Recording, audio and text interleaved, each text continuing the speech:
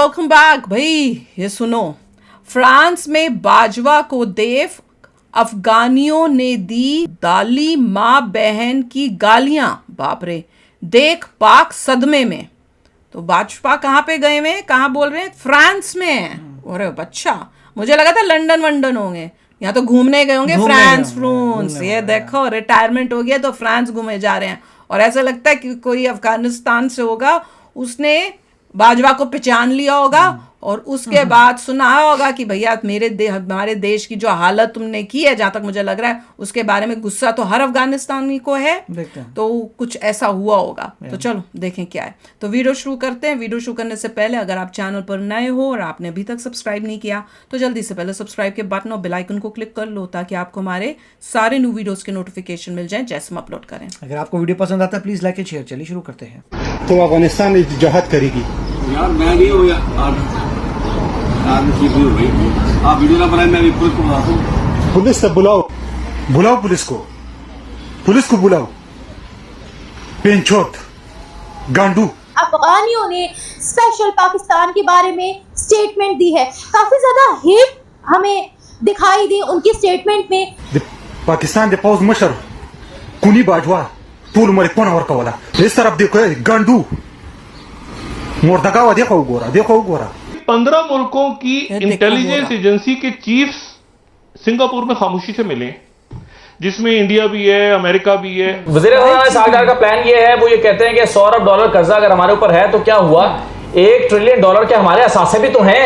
अब यानी आप घर का सामान बेच के तो आप जो है वो कर्जे उतारने का सोच रहे हैं या अपनी मैशत को चलाने का सोच रहे हैं कि अब घर का सामान बेचेंगे तो अब निजाम चलेगा। आज वफाकी वजीर ख्वाजा साद रफीक ने प्रेस कॉन्फ्रेंस की और बताया कि कीमती तरीन असासों से कमाई कैसे हो सकती है। उन्होंने मुल्क के बड़े शहरों में मौजूद एयरपोर्ट्स को बारी बारी आउटसोर्स करने का इंदिया दिया। 3 एयरपोर्ट हैं जो फेडरल गवर्नमेंट ने डिसीजन किया कि इनकी आउटसोर्सिंग होगी। लाहौर, कराची, इस्लामाबाद। सबसे पहले इस्लामाबाद। थिंक 2 चीजें हो सकती है। अगर वो किसी इंटरनेशनल फर्म्स, वो डोमेस्टिक कॉन्ट्रैक्टर्स को तो देंगे नहीं वो एयरपोर्ट्स को मैनेज करना, बिकॉज देन डोमेस्टिक वाले पैसे रुपयों में पे करेंगे। So obviously there is going to be some international company.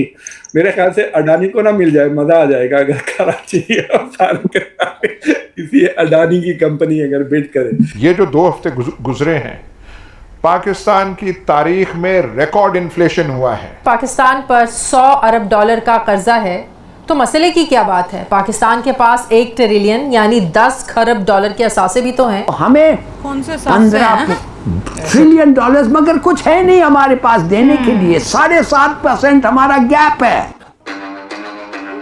ये एयरपोर्ट दे रहे, आउटसोर्स कर रहे हैं। कोई भी नहीं लेगा सच्ची में। इनका डूबती हुई कंट्री का। नमस्कार दोस्तों, जब से पाकिस्तान में इमरान खान आए हैं तब से पाकिस्तान आर्मी का कोई भी इज्जत नहीं बचा है, चाहे वो पाकिस्तान हो या बाहर देश में, जहां पाकिस्तान के लोग खुद अपने आर्मी और farmer army chief general Bajwa को गाली बक रहे हैं और उन्हें गद्दार कह रहे हैं। तो दोस्तों, अब जनरल बाजवा अपनी मुंह छुपा करके एक देश से दूसरे देश भाग रहे हैं। इस वीडियो में हम देख सकते हैं जनरल बाजवा इस वक्त मौजूद है फ्रांस में, लेकिन एक अफगानी जनरल बाजवा को पहचान करके उनसे कहते हैं तुम वही आर्मी चीफ हो जो अफगानिस्तान में जिहाद प्रमोट किए थे और उनके वजह से ही अफगानिस्तान की बुरी हालत का जिम्मेदार, और उन्हें ही अफगानिस्तान के बुरे हालात का जिम्मेदार ठहराते हैं और उन्हें गालियां भी बकते हैं। और दोस्तों, दूसरी खबर है, अमेरिका के defence secretary Lloyd Austin Bharat के दौरे पे आए हुए हैं और उन्हें भारत द्वारा भव्य स्वागत किया गया और हमारे डिफेंस मिनिस्टर ने उन्हें रिसीव किया, जहां लॉयड ऑस्टिन को हमारे सेना द्वारा गॉर्ड ऑफ ऑनर भी दिया गया। दोस्तों, आप सब जानते हैं 21 जून को हमारे प्रधानमंत्री जाने वाले हैं अमेरिका स्टेट विजिट पर। तो उससे पहले लॉयड ऑस्टिन का भारत आना यह दर्शाता है कि लॉयड ऑस्टिन भारत और अमेरिका के डिफेंस डील्स को फाइनलाइज करने भारत आए हैं। तो चलिए दोस्तों, इसी पर आगे पाकिस्तानी मीडिया का रिएक्शन देखते हैं। पाकिस्तान पर $100 अरब का कर्जा है, तो मसले की क्या बात है? पाकिस्तान के पास 1 ट्रिलियन यानी $10 खरब के असासे भी तो हैं। ये वो लॉजिक है जो कल वज़ीर ख़ज़ाना इसहाक डार साहब ने दिया कि इतने असासे होते हुए पाकिस्तान डिफॉल्ट नहीं हो सकता। तो अब बिल्ली थैली से बाहर आ गई है कि इसहाक डार साहब का इशारा किन असासों की तरफ था। आज वफाकी वजीर ख्वाजा साद रफीक ने प्रेस कॉन्फ्रेंस की और बताया कि कीमती तरीन असासों से कमाई कैसे हो सकती है। उन्होंने मुल्क के बड़े शहरों में मौजूद एयरपोर्ट्स को बारी बारी आउटसोर्स करने का इंदिया दिया। क्या कहा ख्वाजा साद रफीक ने, जरा देखिए।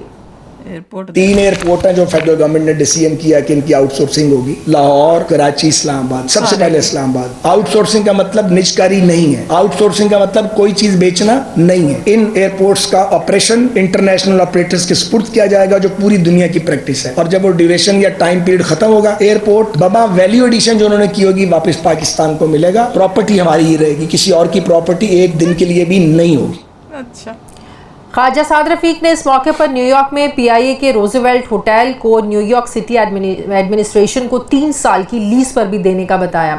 अब सवाल उठता है कि एयरपोर्ट्स को आउटसोर्स करने से पाकिस्तान को क्या फ़ायदा होगा, क्या गारंटी है कि इस तरह मुल्क की सिक्योरिटी कॉम्प्रोमाइज़ नहीं होगी, क्या इस तरह पाकिस्तान की माली परेशानियों में कोई कमी आ सकेगी, हुकूमत का ये फैसला किस हद तक दुरुस्त है, और इस तरह मज़ीद कौन से असासे हैं जिनको लीज दिया जा सकता है या आउटसोर्स किया जा सकता है अगर ये इतना ही प्रॉफिटेबल काम है। यहाँ ये सवाल भी अहम है कि हुकूमत IMF से जिस नए बेल आउट पैकेज लेने की तैयारी कर रही है, अगर वो प्रोग्राम हमें नहीं मिलता तो हम सर्वाइव कैसे करेंगे, अगर नया पैकेज हमें मिल जाता है तो उसका मुल्क की मईशत पर क्या असर पड़ेगा, बजट उसके बाद कैसा होगा, आम आदमी की जिंदगी में आसानियां कैसे पैदा होंगी। देखिए सीधी सादी बात यह है, चीन हमें $30 बिलियन ऑलरेडी, अरब्स ने हमें $10 बिलियन दिया है, पेरिस क्लब ने 10 बिलियन, 50 बिलियन हो गए हैं। हमारे खर्चे भी तो थोड़ा सा देखें क्या क्या है और क्या क्या नहीं है।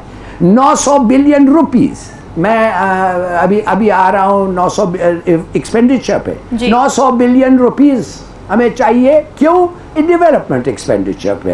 रनिंग गवर्नमेंट 400 बिलियन चाहिए, सब्सिडीज के लिए 600 बिलियन, ये जो बेकार चीजें स्टील मिल व्हील मिल जो काम नहीं करते, तो हमें 15 ट्रिलियन डॉलर्स मगर कुछ है नहीं हमारे पास देने के लिए। 7.5% हमारा गैप है। बिल्कुल ऐसे ये बड़ी तशवीशनाक सूरत हाल है। तिलाली साहब टाइम थोड़ा शॉर्ट है, बाकी भी तज्जियाकारों से मेरी रिक्वेस्ट है कि शॉर्ट कमेंट कर दीजिएगा। असद आपकी तरफ आना चाहूंगी, आपको क्या लगता है क्यों इतने कॉन्फिडेंट है वजीर खजाना इस वक्त, क्या प्लान है उनका?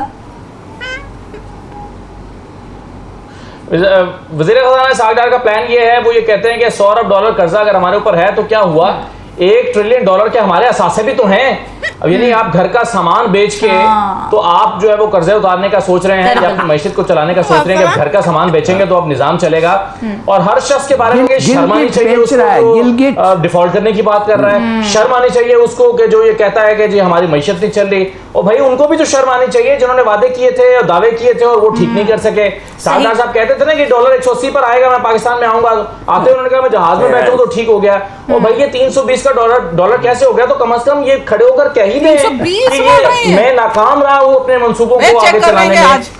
ये कहते हैं वो साथियों से भिड़ते फिरते हैं, साथियों को डांटते फिरते हैं और फिर शर्म दिलाते फिरते हैं उन तमाम लोगों को। और हकीकत यह है कि उनके पास कोई प्लान है नहीं मैशत को ठीक करने के लिए। और ये मुझे तो तशवीश लग रही है रेडियो पाकिस्तान की बिल्डिंग ही ना बेच दें। यार एंडा का बड़ा मजेदार था कि मुझे लग रहा है कहीं हमारे रेडियो का जाइए बैठे यही ना, उसको भी आउटसोर्स कर देंगे। मैं तो कहती हूँ इंडिया इनकी हर चीज ले ले और फिर हम मजा आएगा। पूरा पाकिस्तान को लीज में किसने लिया है? इंडिया ने। और हम अपनी मर्जी से चलाएंगे, सब चीजों को ऐसा करेंगे कि ये रोते रह जाएंगे। मेरे ख्याल से उनका आउटसोर्सिंग का मतलब ये है कि एयरपोर्ट को आउटसोर्स करेंगे। हाँ। जो एयरपोर्ट चला रहा है उसको प्रॉफिट होगा, जो भी एयरपोर्ट की फी होती है, जो भी मतलब कारोबार होता है, जो भी आ रहा है, तो उनको लग रहा है कि जो ऑपरेट करेगा वो पैसा कमाएगा और चलाएगा भी। वाह, इनकी तो कमाई हो नहीं रही है, जो लेगा उसकी कमाई हो जानी है। पैसा देगा उनको, तो लीज पे ले लिया उसने, कुछ पैसा दे दिया कि आपको इतना पैसा दे रहा हूं, मैं ऑपरेट करूंगा। ऑपरेट जो कर रहा है उसमें प्रॉफिट होगा तो उसका। अरे प्रॉफिट हो कैसे सकता है? कंट्री का भट्ठा बैठ रहा है, कोई दुनिया से कोई बाहर से इनके पास आने नहीं वाला। एयरपोर्ट की फीस होती है, एयरलाइन से फी लेंगे, कार्गो से फ़ी लेंगे, पैसेंजर से फ़ी आती है एयरपोर्ट फ़ी।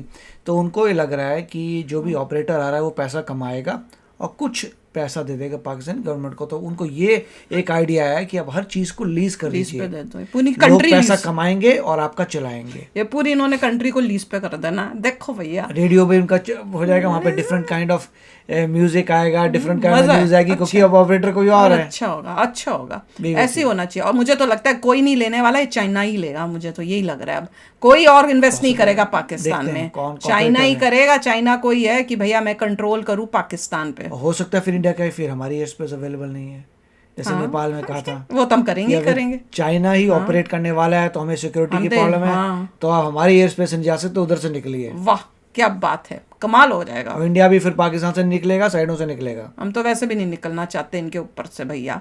तो दे बताओ भैया, शेयर करो अपने कमेंट्स पे, कौन लेगा लीज पे इनसे? मुझे तो नहीं लगता कोई लेने वाला है। तो चलो चलते हैं, मिलेंगे नेक्स्ट वीडियो में बहुत ही जल्द। Till then take care and bye bye. तो अगर आप मेरे इस चैनल पे नए हो तो जल्दी से सब्सक्राइब के बटन को हिट करो और बेल आइकन को क्लिक करो ताकि आपको मेरा जब नया वीडियो मैं लगाऊं आपको उसके बारे में जल्दी से पता चल जाए।